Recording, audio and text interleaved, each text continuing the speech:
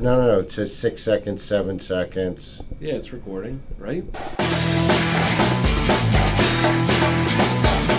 This is the Pix 11 New York Sports Nation podcast. Welcome to the show. We'll get to the undefeated Giants next, but let's start with the great Greg Buttle. Remember the Jets' all-time team and the New York Jets. Greg, if you were running the team, would you have stuck with Flacco this week? Well, first of all, I'm not running the team, and so I don't. But if you were, but if I were, and quite frankly, I'd have to you make a should decision. be. I would have to make a decision, not on practice, but I have to make a decision on what is it that Joe Flacco brings that Mike White doesn't bring. All right, so obviously that has been discussed, and that is what they want to do. Whether it's part of his contract, I don't know. But the point being is that when you take a look at, in a microcosm, what Mike White did last year, Jet fans would be enamored with the fact that he would walk on the field. They're chanting his name the last game, chanting Mike White, Mike White. And I'm not so sure the answer is Mike White. I'm not so sure. I am sure the answer is not Joe Flacco, only because he's 37. This is a young team. It's like you've got to overcome a lot of adversity from Joe Flacco being the quarterback, whether it's because of his pocket presence, he's slower feet, he's not a sprint out quarterback, and it seems to me to this day the NFL is much faster than it used to be, and therefore you've got to have a quarterback that's got fleet feet, a la Zach Wilson or even Mike White. Mike White showed that he has good feet. So to me, if you're going to play Flacco, you're going to play drop back, and I don't know if that's what the Jets offense was built to do, to be honest with you. So I don't know what they're thinking of, but me, I might move to Mike White, only because he might lend us something extra that we don't have with Joe Flacco. But let me ask you this, Greg. Do you think this whole idea that some kind of they're fearful White is better than Wilson, that whole deal, that Mike White, because the fans are enamored with Mike White, you're right about that there is a fear that maybe Mike White steps in and they can't because you can easily transition from Flacco back to Zach Wilson week 4. That White steps in, plays really, really well, and then it's difficult to get Wilson back into it because White's playing really well. I can't imagine that some of that, what you just said, isn't discussed behind closed doors. But I can't imagine that Saleh would be afraid of that. I don't think he's afraid of anything. I agree with you. So to me, the decision to play Flacco is a preparation decision. It's it could be a contract position. I don't know, but all I'm saying is that it's been thought about, and I cannot imagine that they would be afraid of the other way around, because I'm the head coach. No, I'm going to tell you who's playing. Greg, right. I agree with you. The other thing it would be is this: is there something we're not seeing? Like, you played the game at an extremely high level, right? We're watching the game at home. Is there something that we're not seeing with Flacco that this team organization, the Jets, Saleh, LaFleur, is seeing that we don't recognize as fans? I don't know the answer to that, because I'm not there in practice, and a lot of the stuff they do is based on practice and that kind of stuff. So I don't know that answer to that, but certainly they're seeing something that is different than what I might perceive as good or bad. Right. Like I mentioned earlier, I mean, if you start a football game and you have 15 scripted plays, and half the plays amount into a mistake, from pressures to interceptions to drop passes to overthrows, to mental errors, what's the use of scripted plays? I mean, if you're going to do that as an offense, you can't help Mike LaFleur out if you're making all these mental errors along the way. So, be that as it may, you got a bunch of new guys starting on that offensive line. Does that mean they shouldn't play well? No, I think that they could play well, and maybe they're more attuned to a guy that's more mobile than Flacco. But I just don't. I don't think that there's a hidden agenda, so to speak, about the Zach Wilson thing or not, because Zach Wilson's coming back, and he's going to be the starting quarterback, whether Mike White is there or Flacco is there. So I want to ask both you guys this. Obviously, the Jets would like to win. They would like to have a successful season. A lot of it's built around Zach Wilson. Doesn't it make sense that scheme-wise they would want the quarterback that plays more similar to him so they don't have to change the entire offense when Zach comes back? And doesn't Mike White seem to play a more similar game to Zach so that they could keep the game plan and the offense more similar with Mike White? So why not go to him? But that's the conundrum, and the answer is I don't know. I'm not there in practice. I can't tell you from the films that they break down or whatever there is. And again, there's things in contracts that people have that limit the scope of what a player is going to do or not going to do or has to do. And so I don't know the answer to that at all. I mean, you would think it would be a simple decision. Okay, I'm going to play Mike White. The hell with everybody else. I'm playing Mike White. Hey, I'm playing Joe Flacco. The hell of it with everybody else. That's my decision. And so I think that the onus is on the head coach to do that. Now he may do it because of a I can't even think of 3 reasons like that. There's only one reason that you would play Mike White if you're the head coach and you don't want to play him, is that if the owner says you're playing Mike White. Now that's not happening. You know, it's like you're playing. He's going to play who he wants to play, and he's the one. It's the buck stops there with it. It's like, bang! I'm playing Joe Flacco because I think he gives us the best chance to win. All right, well, I'm in for that. The question is, are all the players in on that? Do all the players believe that that's the best chance they have to win? And if they do, I think that's the guy that plays. That's all I can tell you. Greg, I want to ask you, because we're going to talk about this week on New York Blitz right here on Pix 11, Greg, but I want to ask you about Saleh and some of the stuff that he had to say earlier in the week, which was, after the loss, we didn't get beat, we lost. The stuff about keeping receipts, and I get the whole. It's not an attack on the fans; it's trying to protect the team.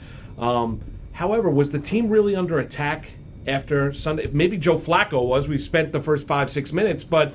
The defense played really well outside the big plays. They were a little sloppy. You want to talk about preparedness. There's concern about LaFleur as a play caller.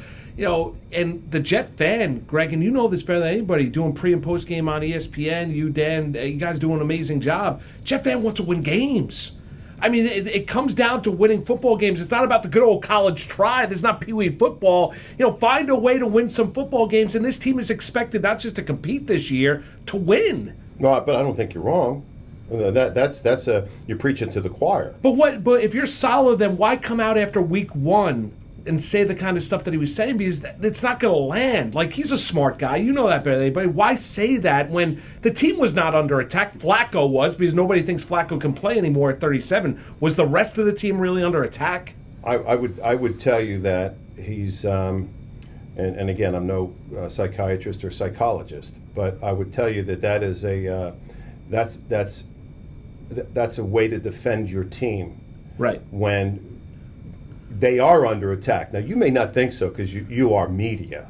Let's just say that out loud. I am media. You're right. And your job is to not just report the facts. Your job is to enhance the facts as you see them, because there's a lot of competition out there in the media, and the fight, I believe, is versus the media, not the fans.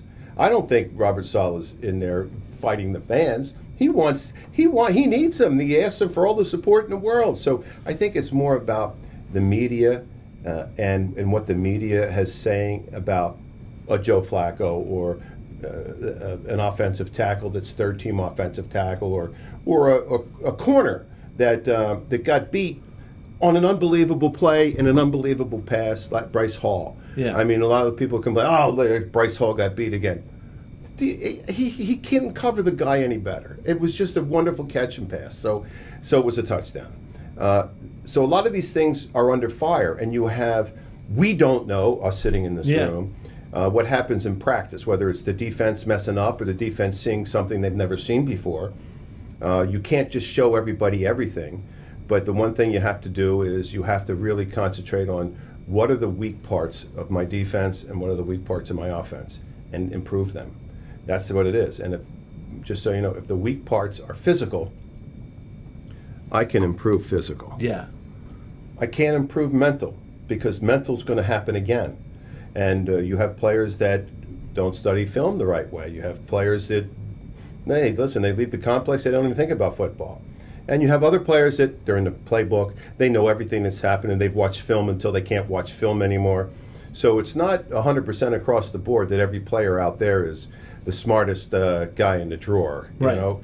But I think that those are the big things that you have as a coach that you can recognize, because Saleh knows his team inside and out. No doubt. They know him inside and out. So everything he says, I think, is for a good reason. And I don't think that he just goes off half-cocked.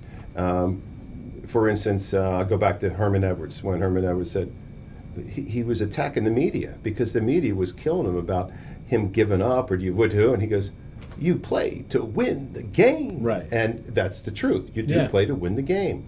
Outside of that, your involvement of how to play to win the game is a little different than mine. That's so true. Mine is throw the ball 100 times is me. Now you want to win the game, throw it 100 times. Yours may be run the ball 50 times. Well, I don't think yours is valid.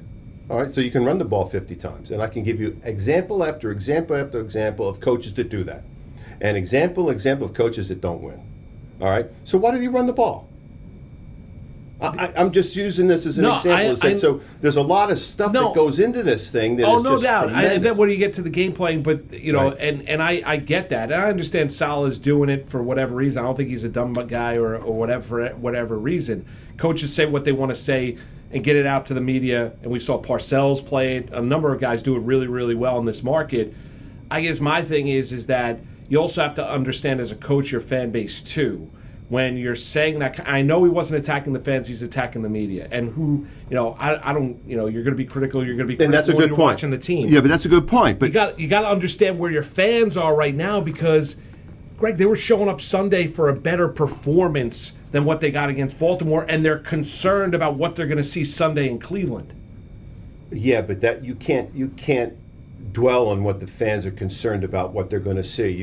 I'm more concerned about what my players are going to do if I'm the head coach. But and I got to make sure I keep them more here. Don't worry about what you're reading, and that's really what it is. Don't worry about what you're reading, you know, because we're better than that. And every player in that locker room will tell you, and there've been some on the Super Bowl teams in that room, that this is a good locker room. Yeah. This is a good locker room, and you want to maintain that locker room. And you lose 1 or 2 or 3 games in a row.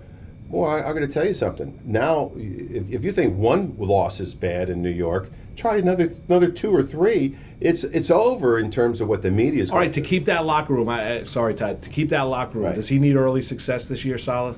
I To think hold it together? Not that it's all of a sudden going to fall apart. I'm talking about, does he need early results, an early win here in the season? I don't think he does, and I'll Okay. tell you why. I think that the players that were holdovers from last year recognize the players that were not there this year and can see the new players coming in. I can. Yeah. And I look at that and go, boy, that's a heck of an upgrade. What they did in the offseason to make the Jets better, to me, I haven't seen them do in years at the New York Jets. So I see a big improvement. Now, how does it translate to victories? I don't know. It's the first game. Is it when they're 0-8, would I go back there and say, boy, what a lousy offseason they had? No, because they had a great offseason.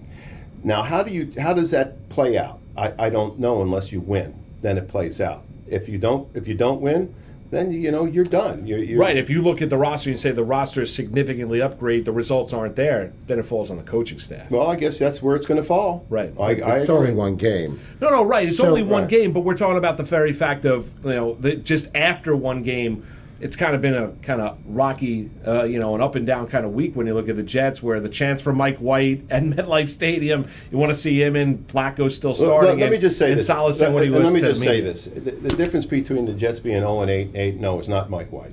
Agreed. Okay, so if they're 0-8 in 8 games, it doesn't matter if Mike White was playing, all right, or Zach Wilson was playing, all right. There's something wrong in Denmark. Is that the thing? Something's rotten in the state of Denmark. Yes. Oh, is that what it is? Close, Oh, yeah. yeah. I don't know where it came from, but it sounded great. Left field. That's right. So look, obviously in New York you got to win. If you don't win, Yeah. there's an overreaction. So we saw that. Sal's reaction to that was to take on the media. Greg, we talked about that earlier. Do you think part of it was trying to protect his team and send a message to his team? And how can a coach standing up for his team impact the locker room? Because what the missing key here is, what does he say to his players in private? Yeah, right. Which none of us know. I'm not in those meetings. I was in meetings like that, and I can tell you, coaches tell you things that they're not telling the media. Now they may tell somebody, it's their buddy or something like that, but they're not telling the media what they're telling you. The closest thing to that was let me just see. Let me just think on this for a second. I would say Joe Walton. Joe Walton did, but you know there was so many things that got out about Joe Walton with players. It was really messed up, and where we went from a Walt Michaels to a Walton to Kaza, I guess was the next guy. Is that the locker room got messed up? I mean messed up, not because of the players. It was because of that coach. And this is what people don't recognize or don't see. A coach can screw up a locker room unmercifully. And so that's why we see things in the paper that when Fossil would come out and say, yeah, we're going to do this, and he did it. You know, and everyone go, ooh. Or they lost. And they go, see, yeah, you lost. That he does those things. These coaches do it for the players in the locker room. Really. Greg, it's only one game. One game doesn't define a year, right? You got 16 games to go, 17 weeks. Watching this Jet team on Sunday, what was the thing that concerned you the most? What do you think they need to do in order to win Sunday in Cleveland? Well, I'll tell you one thing, that there's... Outside of Flacco, we've spent a lot of time Yeah, talking about we're done with Flacco. Let's just give me I'll give a real cursory look. Defense. That defense held Lamar Jackson to like 17 rush yards. I mean, come on. He could sneeze and get 17 yards. I mean, that's how well they played against them. And I'll tell you, Lamar Jackson wasn't told, hey, listen, don't run the ball. No, I mean, defense played great against the run. They did play well, and so you know one thing, they can play.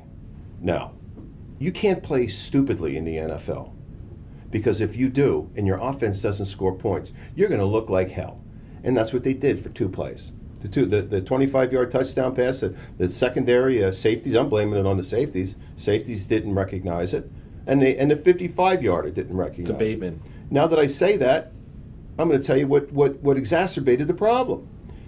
Don't ask me to spell that word, but it's this: Moose. Don't ask me. when you have a quarterback that's Yeah. throwing the ball in three steps, 1, 2, 3, throw.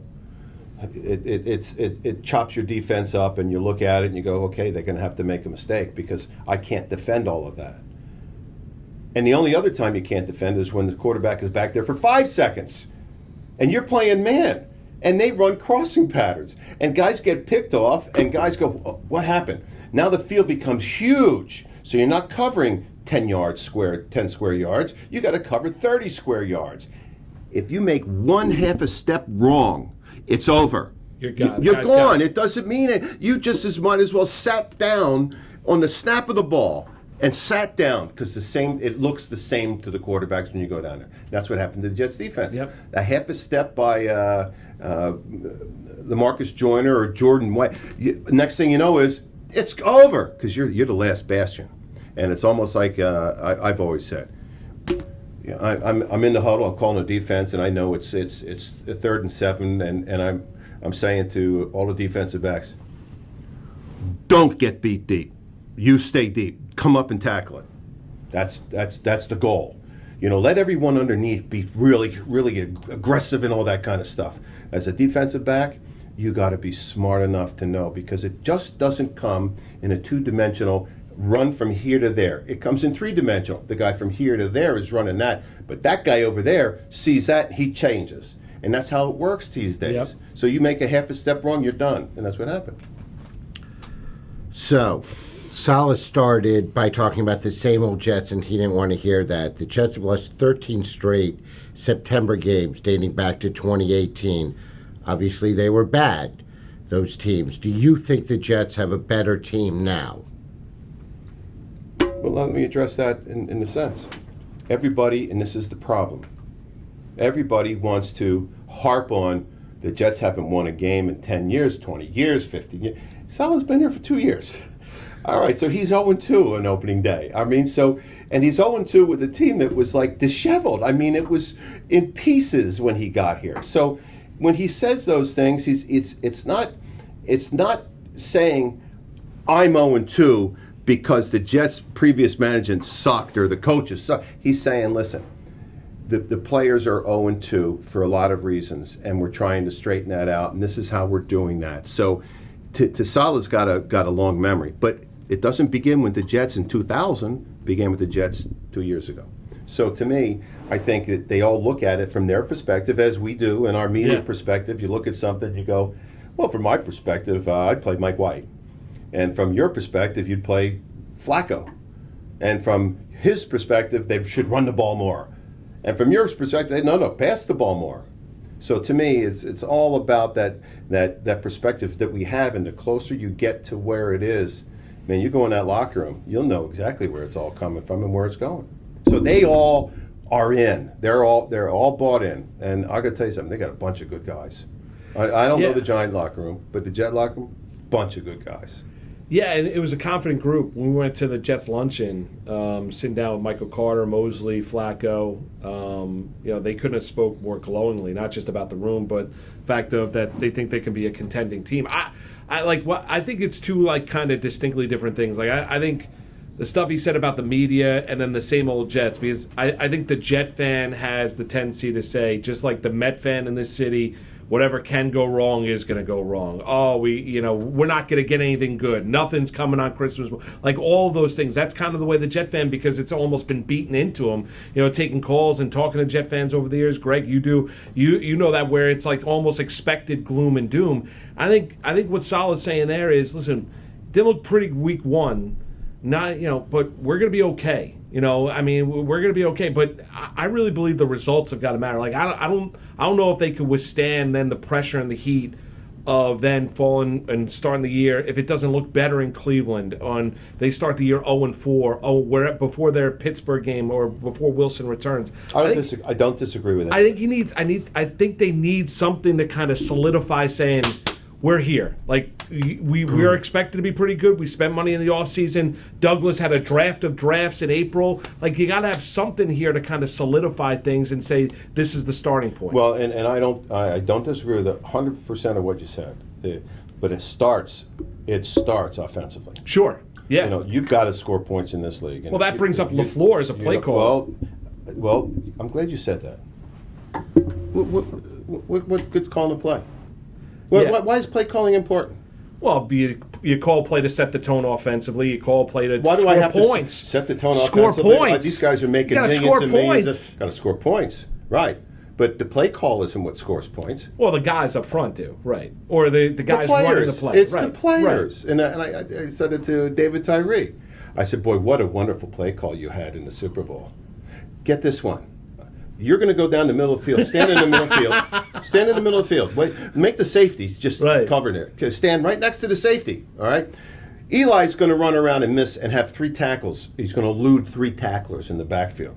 So now he's going to hold the ball for about 6 seconds. But just stand there, okay? Because I'm going to have him throw the ball. When he runs across the field and stops and throws it off his back foot, throws it in and lobs it in the middle of the field, you got to catch the ball on your helmet. I know. No, so I'm telling you, play calling is so overrated, it's unbelievable. And again, when I talk about the Jets' 15 plays that they were scripted in the beginning of the game, 15 plays, they got 43 yards, 4 pressures, 1 drop, 1 overthrow, 1 interception. Half of the plays were performed poorly. Yeah. It's not because the play call was wrong. No, that's true. It's the players. You've got to go out there. Here's the wrong play call. 4th and 1, and the other team is lined up, and they got 19 guys. They're illegally lined up with 19 guys in the left guard gap. And you run the play to the left guard gap. I agree. That's a bad play call. Right. And It's a penalty, which Yeah. is good. So you get the first down right. on that. So but- my but point it's- is yeah, I that understand. there's no player that can overcome that, but there are players that overcome. But there Other is, players. I mean, but Greg, there is bad design. Like there's flawed offense. Like you know, when you look at say, you know, where offense is, where the league has caught up to the certain offensive play designs, like Garrett with the Giants, Or right? a At one shovel point, pass on the 2-point the North Turner conversion. offense with, you know, and there were a lot of kind of tributaries or a lot of coaches that kind of learned from Norv when he was down in Dallas, then became the Washington coach, and you saw a lot of the Norv Turner offense around the National Football League. But that's also not the modern offense now, where you're looking at the designs that you're seeing now. It's a Zach Wilson offense. That's Correct. what you want. And it's a Mahomes offense. Correct. It's a Lamar Jackson offense. Right. You know, it's about putting your players into a great position. It's not like the old days where you went to Vince Lombardi and you got a quarterback. Lamar Jackson wouldn't have lasted there. He would have changed his position. Right. That's what he would have done. He That's would have true. not going to be a quarterback. You're going to be my running back. You know, in the old days, it was different. It was drop back, do this, throw the ball 9 times in a game, 11 times in a game. Right. Today, it's so different. The rules make it different. Everything is different. So when you look out there in the Mike LaFleur offense certainly isn't going to be run the same way Zach Wilson would do it with Joe Flacco there. That's in true. fact, it probably won't do the same thing with Mike White there. Zach Wilson's a different bird. He can move. Unfortunately, got injured. But that offense is geared for a Zach Wilson type of a guy. That's all. So, what can the Jets do, starting with you, Greg, then you, Moose, in Cleveland and turn this thing around? Because I think that everybody here agrees they need to get a win. Cleveland's coming off of a big win, but they don't have their starting quarterback. This seems like a place where they could get it right and need to get it right. Let's start with you, Moose. Yeah, well, I mean, if they could stop the ground game, I mean, you know. But the run defense was pretty well, good. right, I get it, but every matchup's a little bit different, right? So you've got Chubb and you've got Kareem Hunt. You know the Browns want to run it, right? So you have a quarterback that's not their quarterback in Brissett. Eventually, that offense is going to look different. You know, Amari Cooper is going to get his looks. Donovan Peoples-Jones last week for Cleveland had 11 looks. So, but offensively, Cleveland wants to run it. Can the Jets do similarly to what they did against the Ravens in slowing down Chubb, Hunt, running the football, and stop the big plays? They got to play a clean game. Like, it's not like the Jets on Sunday against the Ravens, and Greg was there watching, we all watched it, and he could speak to this better. The Jets at times, you know, they were so sloppy, drop passes, the fumble, big plays on defense. It's not like they have a lot to overcome. But if they just clean up certain areas, this game Sunday against the Browns is going to be a lot tighter. I think in the fourth quarter, if they clean up some of the things that you saw on Sunday, I think on Sunday against the Browns, that's going to be a one-score game where they have a chance to win. Well, Seattle Seahawks proved anybody can win a game, all right? Seattle Seahawks beat Denver on Monday Night Football. Got to help that. That's a bad play call. Kicking the field goal Terrible. 64 yards. All I'm That's saying terrible. is it works out that sometimes the team that's not as good as the other team wins. Sure. All right. Now the bounce of the ball is weird, but here's my thing. I would open the game, the Jets. I would open it with 3 tight ends, and I would have 1 tight end in motion, and I'd have an offensive tackle running the other tight end. And on the snap of the ball, I will triple team Myles Garrett and bury him on the line of scrimmage and run over him with the second tight end and run the ball up there for 1 yard or 2 yards. I don't care. And then the next play, I'm going to do the same thing. I'm going to make Myles Garrett the worst opening 3 plays I've ever seen in my life, and I will put him on his back at all cost. I will crush him. I gotta set the tone for Myles Garrett. I don't think you set the tone for your offense. Set it for Myles Garrett, all right? And then run some plays. That guy single-handedly can destroy the game No doubt. for the Jets. So that's how I would do it. Then after that, I'd be setting the motion, and he'd be looking at the motion and snap the ball and run it the other way. You know, he's getting laid off the ball. So to me, stop that guy on offense, and then you'll have a pretty good day. I don't think that the Browns' defense is so incredible. In fact, I don't think the Browns' defense is as good as the Jets' defense right now. That being said, you got to score points in the league. You have to score points. So they better figure out, and they is Mike LaFleur, you got to figure out, you know, how to put points on the board. Forget missed field goals. Forget shanked punts. Those 2 things didn't lose the game for the Jets. That was part of the game, but they didn't lose the game for him. No. We lost the Jets game was that offense. The offense that just couldn't get it untracked, couldn't get it going, had guys diving at Flacco's feet. Pressure up the middle was crazy. Coming off the end, it was tough. So if you can't clean that up, they're going to be another bad day for the Jets. I'm telling you, that's the way I see it. So, final question. Moose, if they stop Chubb and Hunt, which you recommend, if they bury Garrett, as was recommended by Buttle, who do you see winning on Sunday? I think the Jets can win. If they do all that, I think that Jacoby Brissett is the quarterback. Yeah. He does nothing that's special that I've seen. I mean, he played a good game, but I mean, the Browns, beating the Panthers in a close game. They scored points, so they had a chance to win. You can't give the other team a chance to win. Well, the biggest, in place the point that Greg mentioned about Garrett is Garrett can wreak havoc throughout the course of the game. You got to protect Flacco. He can't move.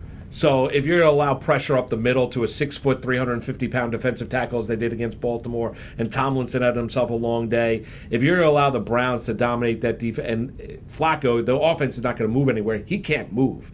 And the first sign of trouble, he looks like a 37-year-old quarterback looking to go down. So, that's the other issue you have, too, when you look at Flacco as well. Yeah, and I don't disagree, but there comes a point in time where you've got to run your offense with the players you have. You can't all of a sudden change your offense. The Jets didn't get these tight ends in here to block all day. No, why spend the money on them? I got a Jet fan call. Why sign Uzama if you're not going to throw him the football? I throw it to Uzama at least four times in the first 4 plays. Yeah. Make somebody cover them. And so that's what I'm getting at is that you got these tight ends. Don't make them block. It's like anything else. I don't think you're going to win a game by running the ball 50 times. I mean, if you could run the ball 50 times, I've seen the Jets lose rushing the ball over 200 yards and still lose a game. Yeah. So the answer is what are they?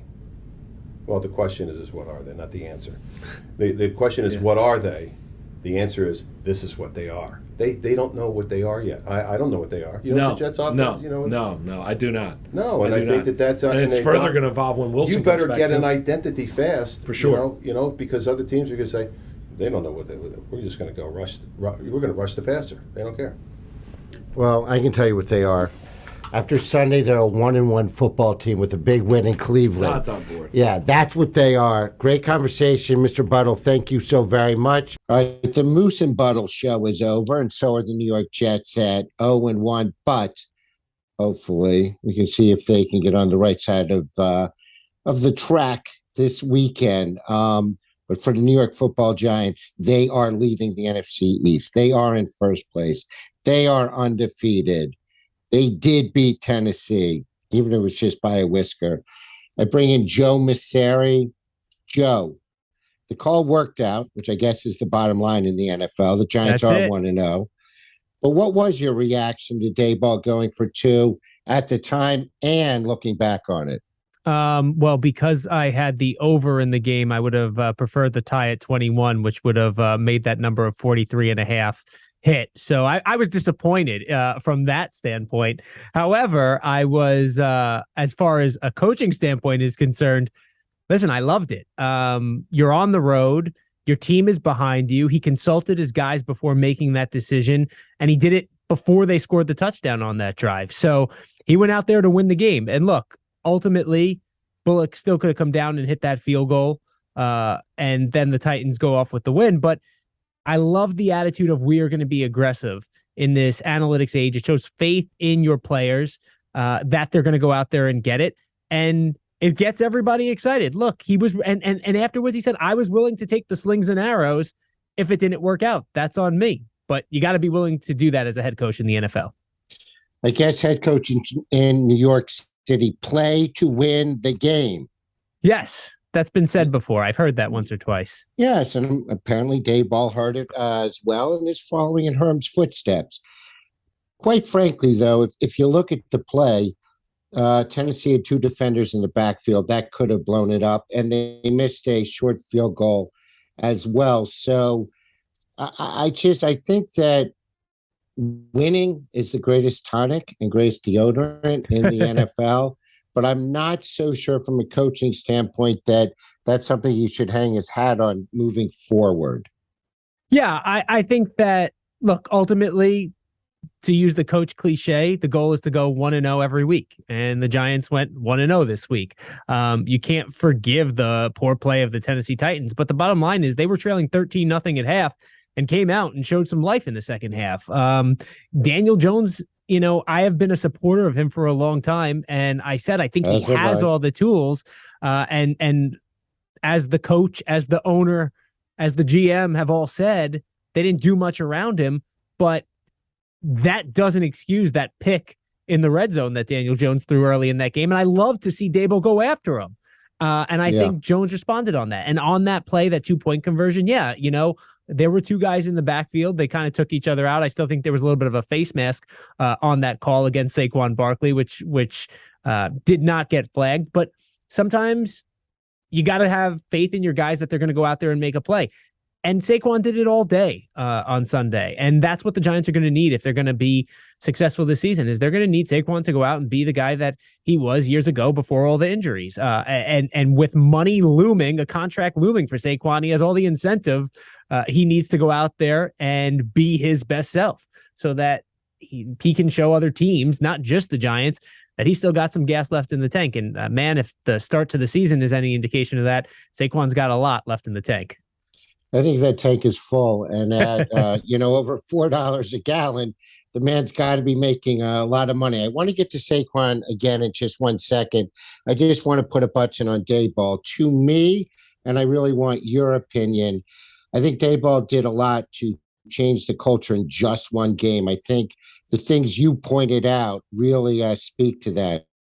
Him calling out Daniel Jones on the sidelines after that pick, him going to the defensive players and saying, I'm thinking about going for two. Are you okay with it?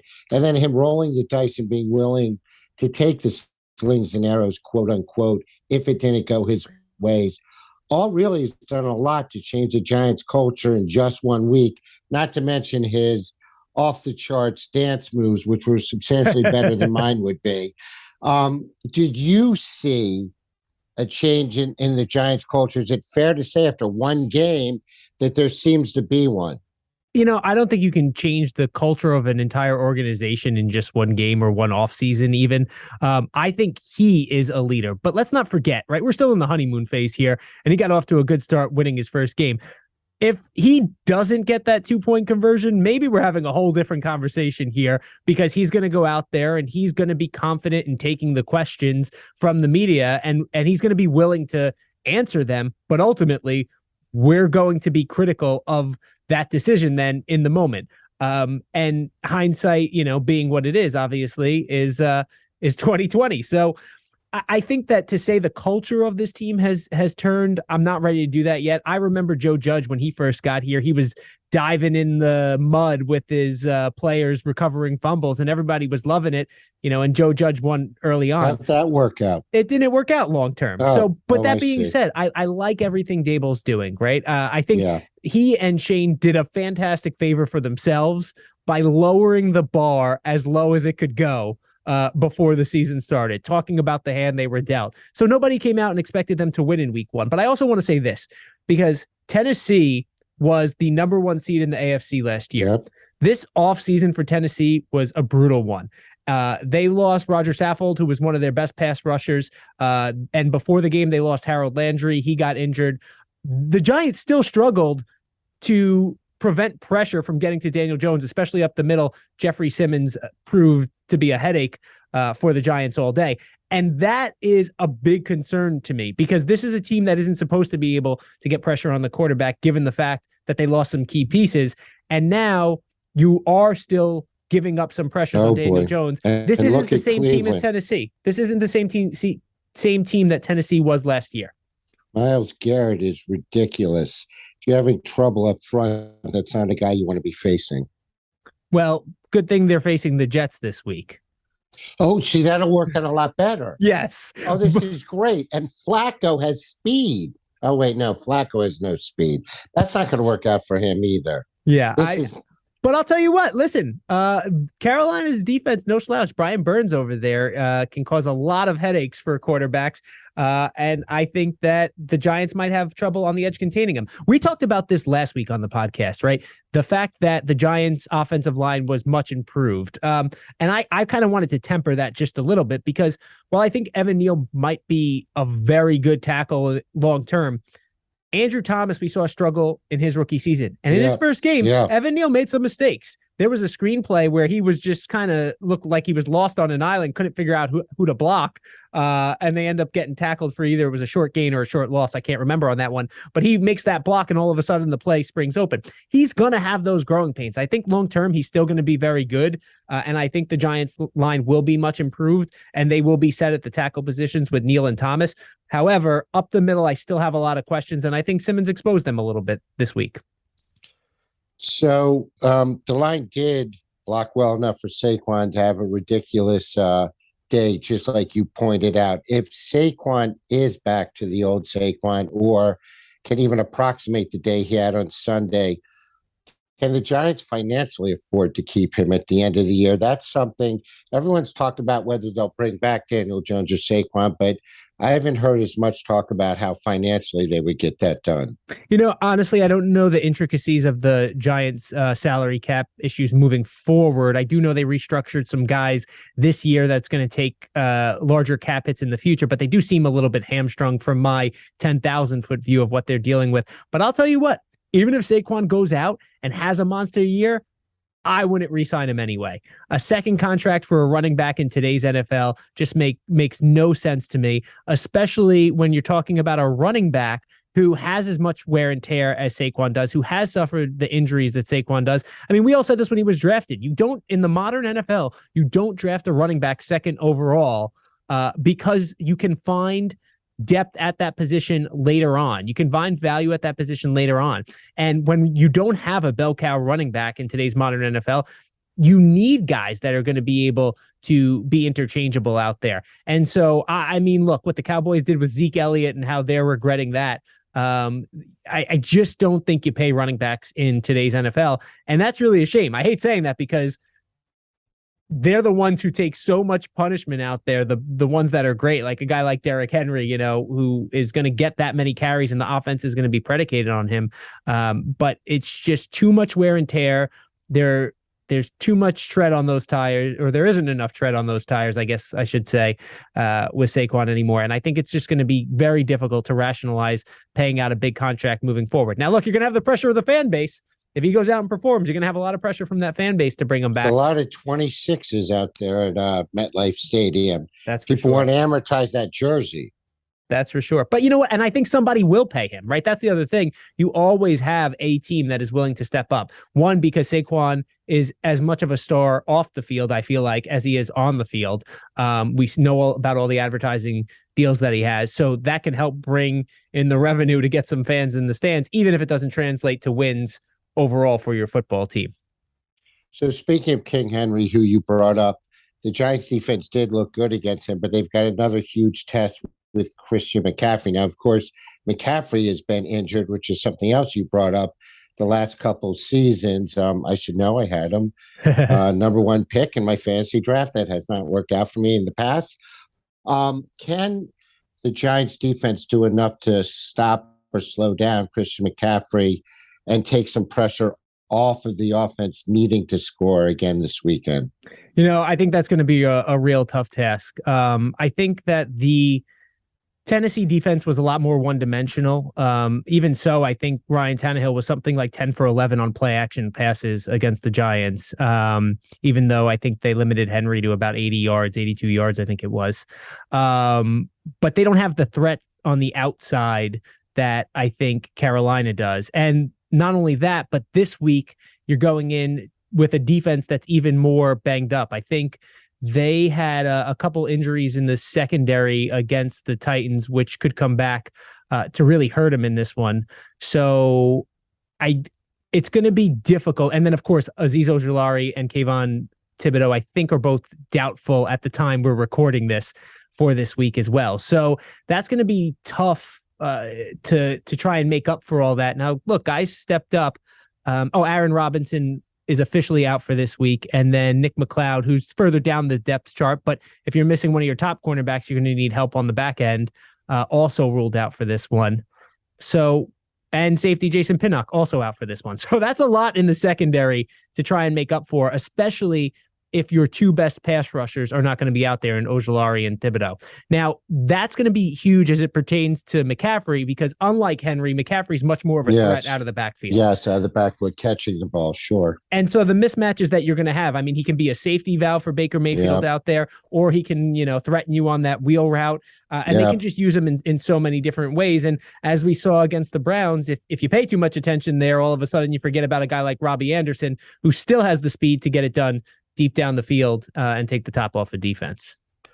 So, Joe, for the sake of this podcast, for the sake of the New York Blitz, for the sake of New York Sports Nation, the Giants need to get a second win, keep interest in all of our properties. What is the key for the New York Football Giants to get their second win against the Carolina Panthers tomorrow? I think it's going to be time of possession, because I don't think you can ask that defense to do too much. They're young, they're injured, and if they're going to have to be out there for a long time, then that's going to be an issue. So if I'm Brian Daboll, I am trying to kill the clock as much as I can. I'm trying to go on long drives and make sure that my offense is on the field. And look, I think that's easier said than done against this Panthers team.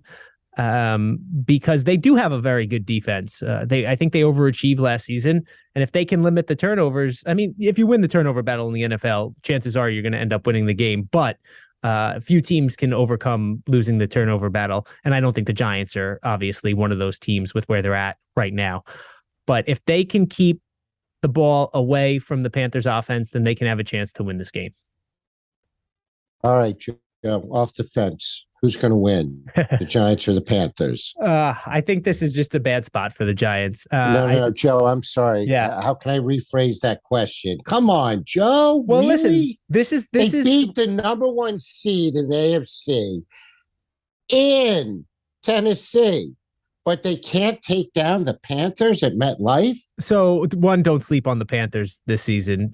Two, I think that you're looking at a team that is a young team. And I think I'll be very impressed if they can win, because when a team is learning to win in the NFL, sometimes you get too high on yourself and you win a game that maybe you weren't supposed to win. And all of a sudden you're reading the back pages. Everybody's patting you on the back. You're feeling good about yourself.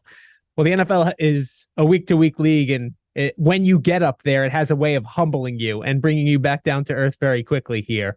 And again, I think it's just too banged up on the defensive side of the ball that's going to be the difference in this game. Okay. So fans, first of all, thank you so much for listening. If you guys would like a more optimistic view of the Giants playing the Carolina Panthers on Sunday, please tune in to the New York Blitz. Trust me, I guarantee you, David Tyree has a different feeling on the outcome of Sunday's Giant game. That's Saturday night at 10:30 on Pix 11. And then if you want more insight like you got from Joe here, from Moose and Buttle earlier, again, they'll be on the New York Blitz and New York Sports Nation. You will have a recap of the games. We'll have Pat Leonard out at MetLife, who will give you, his insight as well after the game on New York Sports Nation at 11 p.m. on Sunday night. And, of course, next week, we'll have more scintillating conversation, more insight from Joe and Moose and Justin and Greg Buttle on this very podcast. So thank you all very much for listening, and enjoy the games on Sunday. You know what, Joe? You're the sportscasting everyman, like he's the coaching everyman. Right? I will gladly wear that title.